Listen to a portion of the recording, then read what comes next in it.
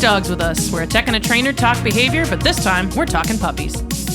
Puppy owners, this one's for you. If you got a new puppy, listen up. Everyone else, send puppy owners to this pod. And hopefully we'll have some resources in here for you to share with your clients about owning a new puppy. So hopefully we'll make you look smarter. Thinking about how to think about it. We want this episode to be kind of a gathering place, a lighthouse in a sea of misinformation. There's so much information out there about puppies. And we want to try and put some of the best information forward and some of the most correct, scientifically backed information forward. It can be overwhelming, the amount of information very out there. Yeah. So hopefully this gives you a quick snippet of some of the most important and key things that we think about and some of the easiest resources. So the first thing we want to talk about is puppy biting. Man, that's the most popular. When I see puppies for socials, for puppy kindergarten, that is kind of the big thing that's on everyone's mind that they want to talk about is puppy biting, how to know if it's normal, how to know why it's happening, how to stop it. And the thing is, mouthing is a natural dog behavior. They don't have thumbs. They don't. They have to explore the world somehow. And it's kind of the strongest from 10 to 13 weeks. For them to explore with their mouth. That exploration because unlike sharks, they do have legs. Yeah. And so they don't have to only explore with their mouths. But they do around this age. That is their primary mode during the 10 to 13 week. You should see the exploration with the mouth recede around that 13-ish week mark. If you're still seeing biting that happens past that age, or you think it's directed differently, there can be a couple of reasons for that. I'm just going to share some of the top ones. So it could be that your puppy is overstimulated. Puppies are not hatched knowing how to settle themselves. They cannot regulate. Some of them are really good at it.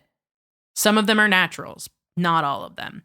So making sure that they're getting enough sleep, they're getting enough rest, whether that is forced nap times. Hey, you've been up for 3 hours. We're going to take an hour nap. Kind of 3-to-1 wake cycle recommended in puppy culture, which is another thing we're going to talk about in a little bit. Yep. Having that regular nap for them can help them learn, oh, okay, when I feel this way, I should go and settle myself. You can set them up to be better adults by teaching them, hey, we're going to go in our crate, in our pen, in another room, and we're going to lay down with a toy and take a break. Yeah, at this age, they're basically toddlers. They need that external support to self-regulate. For sure. It could be that the puppy is attention seeking. Sometimes puppies that are anxious learn that biting at hands, legs, shoes gets attention. And we know that's not positive attention, but sometimes when you're desperate, any attention is good attention. Just like a little kid acting out when they need to be seen or heard or supported in some way, and they don't have the words to say, hey, I need your help. So instead, they cause a little mischief. You're going to want to remove yourself whenever possible. If you're walking, try and stand still. Ask your puppy to look at you or touch your palm or do something that they know that you've taught them to do. You're going to want to avoid squealing, yelling, or yelping. Those are kind of old advice where we said you want to let the puppy know that it hurts you. And the hard part with that is, what does a squeak toy do? It does the exact same thing. So that's not a good course of action. Yeah, I was very much on that train, even with Jude, who's only 5. Yeah, it's a really popular piece of advice out there. If the puppy's biting is arousal based, that will make it worse. Right. Because they're going to get that same stimulation that they're getting from a squeak toy and they're going to go in on it. And best case scenario, it scares them, which is not what we want to happen. Right. So if it is effective, it's probably because your puppy's a little scared. Yeah. Consider some toys. A lot of toys are a 2-player game. So it's not enough to just hand a puppy a toy and walk away. You might have to entice them with that toy, wiggle it, or play with it or squeak it. Do something to engage them with the toy. And just remember that hands are not toys. Try and find a toy that matches the texture that the puppy likes to bite. That's my best piece of advice, because I think a lot of people just get some toys and their puppies learn to like them. But if you notice that your puppy is always chewing on the hard arm of your couch, find them a toy that feels similar to that. Yeah. If they're always wanting to chew on your bare skin and arm, find a toy that is a little bit soft on the outside but has a harder core. Yeah. My suggestion is to get as many toys as cheaply as possible. So buy nothing groups, yard sales, TJ Maxx and Home Goods, Marshalls, those kind of stores, getting a bunch of toys so that you have a variety to try and trial, so that you're in the moment having options to reach for. For sure. The last kind of reason that we're going to talk about here, obviously not the last reason end all be all, but yeah, is the puppy's trying to communicate to you. So pay attention to when your puppy bites and the context in which it's happening. Is it overhandling? That's a big one. I think that's a huge one that people aren't realizing, that their puppy's putting their mouth on them to say, get your hands off of me. Not every dog is just going to come right out of the womb ready to be snuggled. And some are going to have less of a tolerance for things like body handling or putting the leash on or excess snuggles or being carried around. They're going to want their freedom and autonomy a little bit more. And they're going to tell you by putting their mouth on you. And you might even recognize that they're putting their mouth on you because they don't like it. But that can tie into puppy biting in other areas. Yeah. Because then they've practiced the behavior. Yeah. So incessant biting that can't be calmed or quieted is a sign of a deeper issue. It's probably best, if you are really struggling with your puppy biting, to reach out to a professional for help.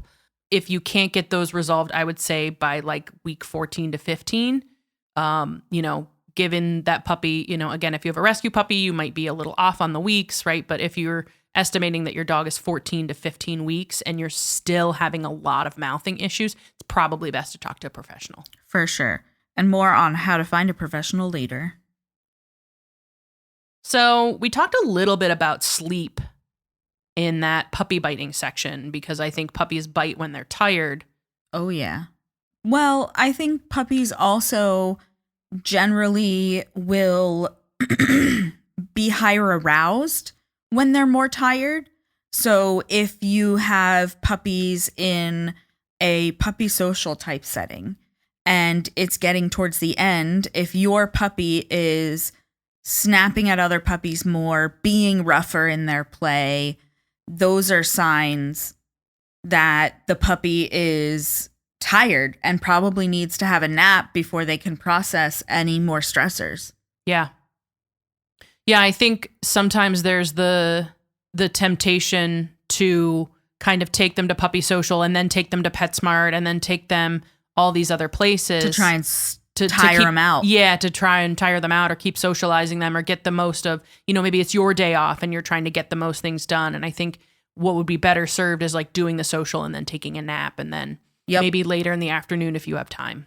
Yeah, I mean, I think that 3-to-1 schedule kind of thing that you were talking about is perfect, because even normal life is new to puppies and that is tiring to them. Yeah. Or should be.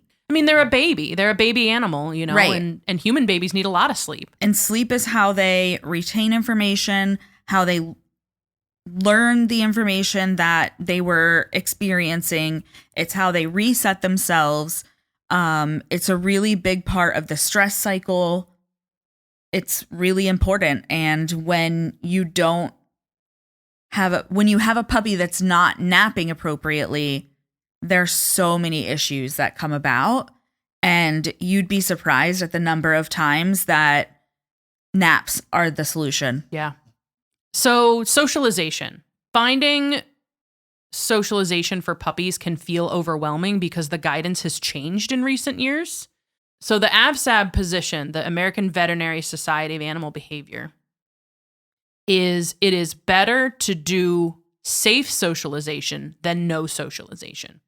So safe socialization is going to look like finding a puppy social class that's being run in your area and attending a class in a facility that can be cleaned, that is free of dogs of unknown vaccination status, that is run appropriately.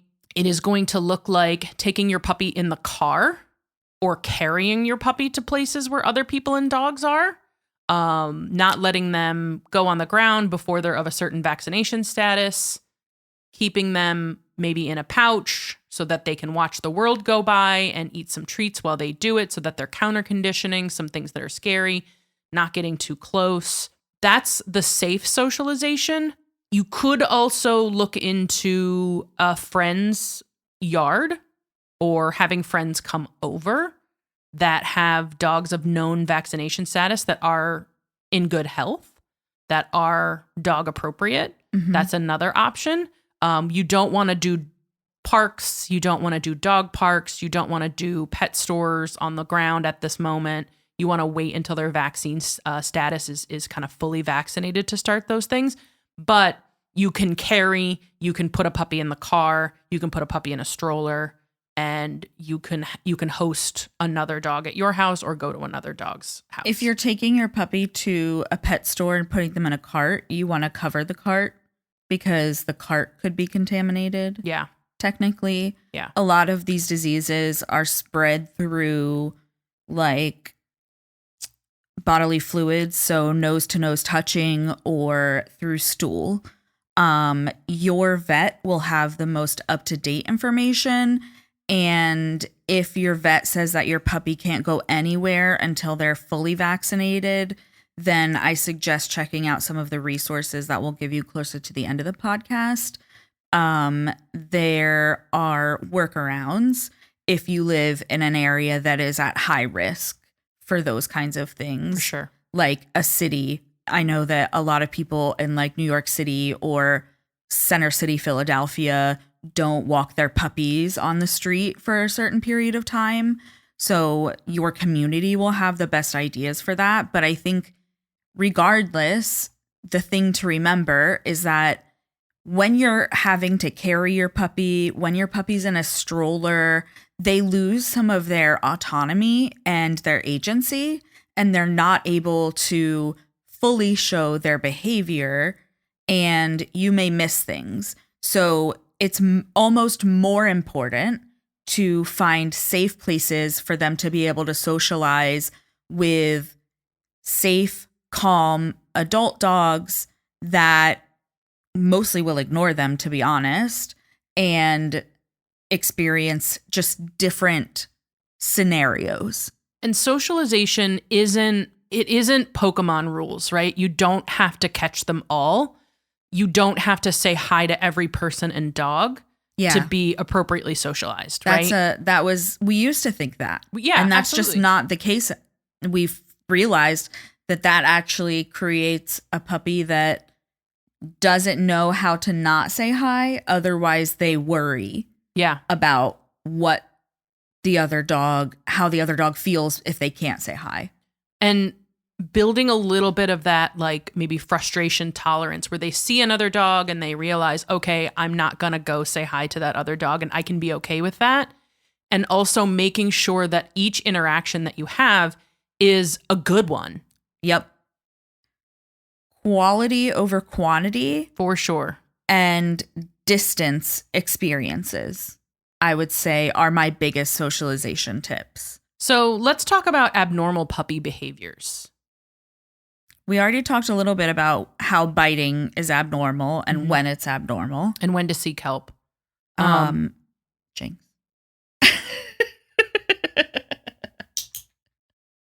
We did Story time. We did a medical foster, just to like make sure this puppy's quarantined foster.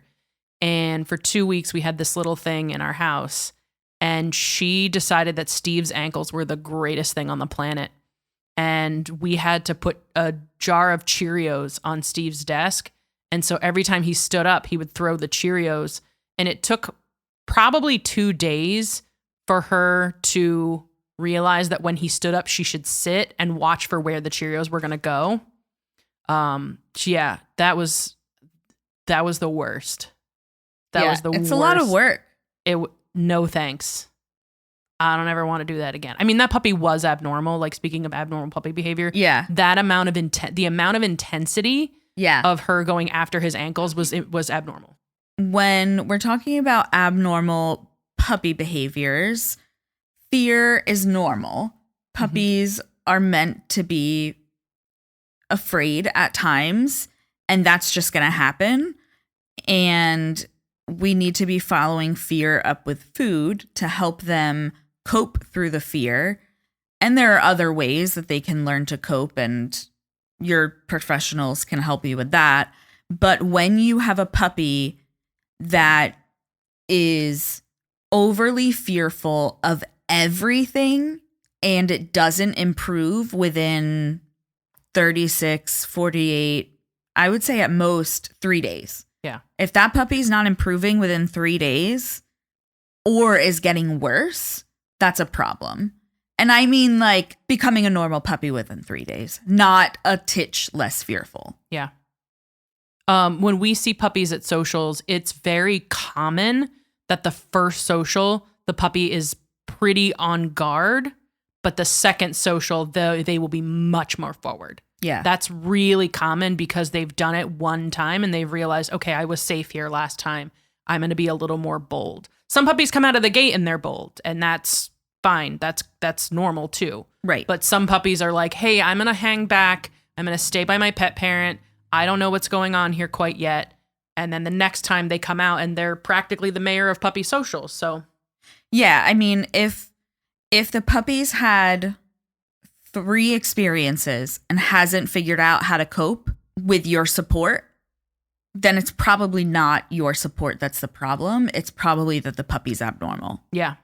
So at that point is when I would start to consider and maybe check some other boxes and see, do we need a professional? It's never too early to go to a professional either. And this is kind of where it's all in how they're raised falls apart, because some of these things are absolutely genetic. Absolutely. Puppies are not blank slates. There are all kinds of things that affect them even before they're in utero. How their mother was in utero affects how these puppies are. And you can't always know that. Yeah. If the mom was stressed while they were in utero, that can affect them. If they had a stressful beginning, like a C-section, or they were born in a shelter, and the mom was surrounded by barking dogs. Yeah. Those are all stressors. If they were born in the middle of a winter storm. I saw a dog for lessons one time that was from a really reputable breeder, but they had a pipe burst in their house during this dog's pregnancy, and all the puppies in that litter were a little bit off. Yeah. Yep. They were just not, because the family I was working with had another puppy from her that wasn't that much older, and it was like kind of solid as a rock. And then this puppy was a little bit weird. Yeah. And the genetics of the dad matter too, right? Yeah. That's half of their genetic component. Right. And there is a huge genetic component to almost all behavior issues, I would say. It's bigger than you'd think. So another abnormal behavior to look for is can't settle. You want to look at those forced nap times as, I'm going to give you something to do and I'm going to leave you alone, because some puppies have difficulty if we're still in the room kind of taking a nap, right? Because they get that kind of FOMO. What are you doing over there? Well, can I be part of it? And so that's where isolation can come in terms of like putting them in a pen, putting them in a crate. And you may find that doesn't work for your puppy. And depending on the severity of not being able to settle, that might be time to go to a professional. Right. It's normal for them to need some social support, especially as they're adjusting to a new space, to a new routine, to a new family. But any sort of panic, any sort of soiling beyond this puppy took a nap and just woke up and had to pee, right? If you leave them in their pen and then they pee everywhere, that is a red flag. We need to go see a professional so that we can get some help for this puppy's anxiety. Can you talk a little bit more about what panic might look like in a puppy? So a little bit of vocalization is somewhat normal. Theoretically, if we are able to, we would like for them to be distracted for, I think it's the first 20 minutes of a departure are the hardest for dogs in general. So we want them to be distracted for a good period of time and for that distraction to be a little bit enriching so that they are a little bit tired and want to take a nap on their own. And then they should just take a nap. Maybe figuring out the barrier, although if we're coming from a rescue, foster, breeder situation, hopefully we've learned about barriers already, then we shouldn't have a puppy that is screaming, barking, anything more than 30 seconds. I'm out. I'm not interested in making my puppy suffer through that if they can't self-soothe in 30 seconds. If they're biting at the bars, if they are going to the bathroom, if they go over and destroy the puppy bed immediately or start like ripping up their blanket, try to escape, try and climb out, those are all signs of panic that should be interrupted and supported. Yeah.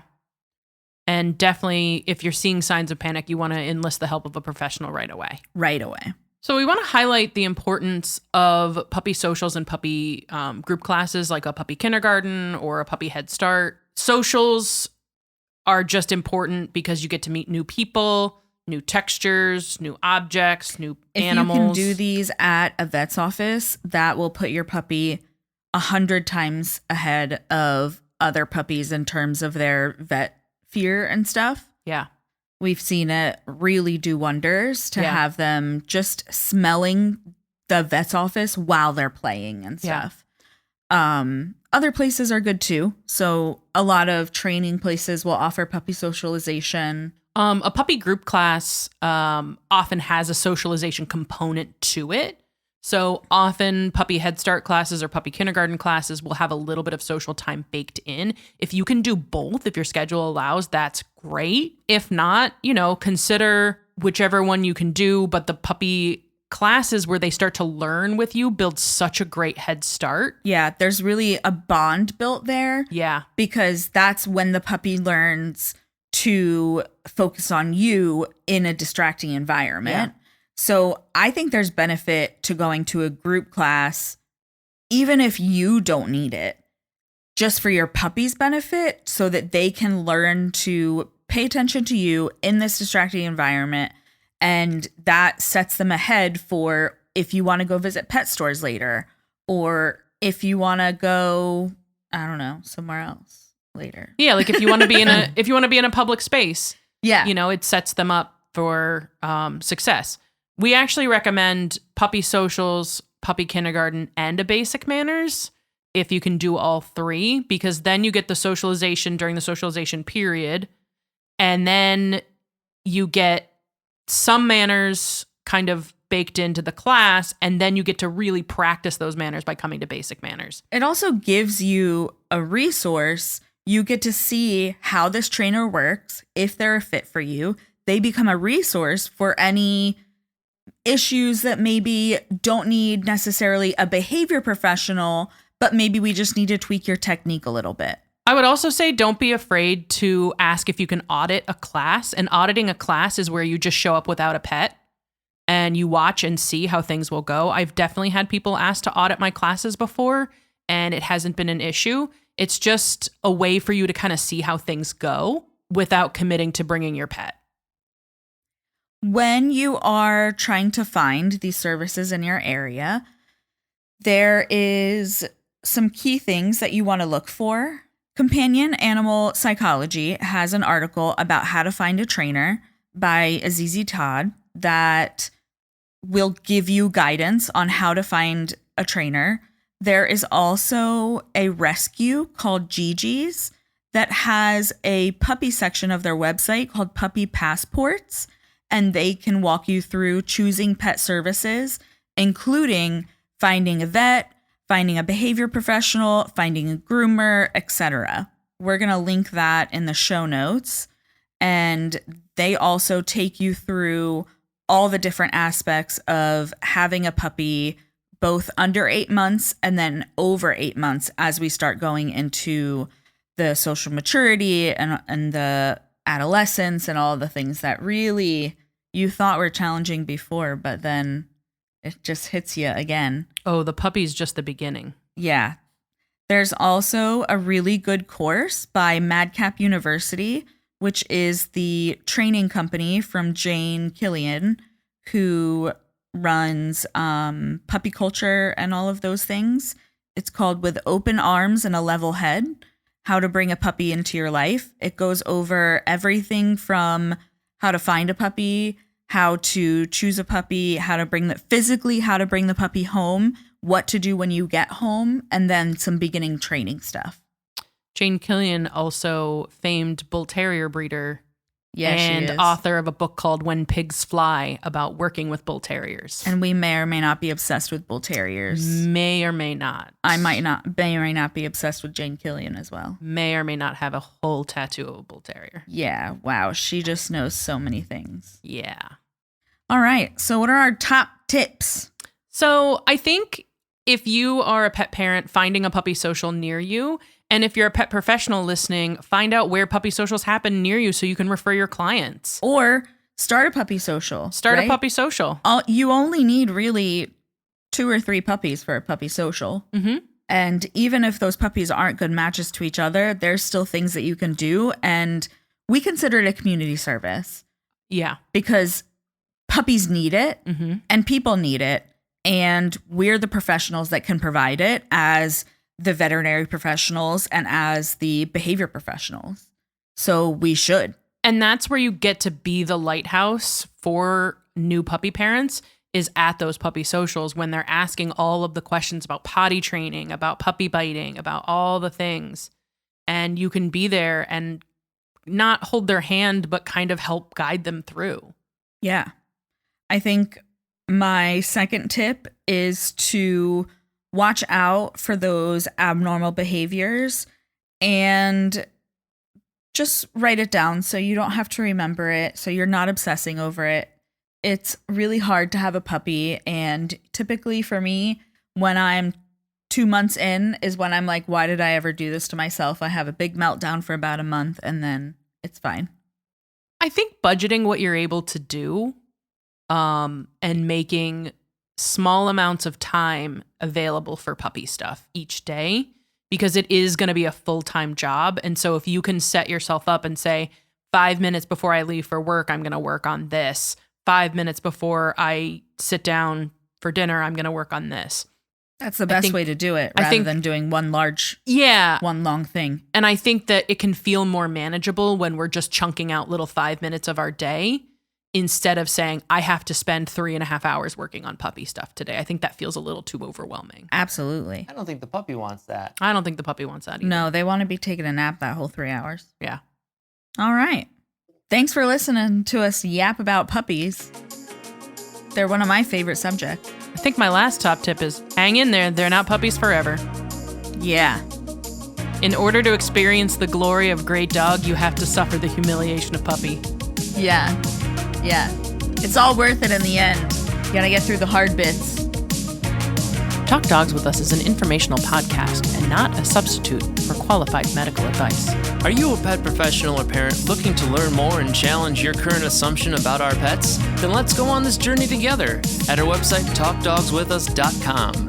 Give us a bark at Facebook and Instagram at Talk Dogs With Us. You can help keep the conversation going by subscribing to our Patreon, patreon.com/talkdogswithus, or buy us a coffee at ko-fi.com/talkdogswithus. Art direction by Alex Oren, theme song and audio engineering by Stephen Rossblock. Check out more from him at stephenrossblock.com. Thanks for listening.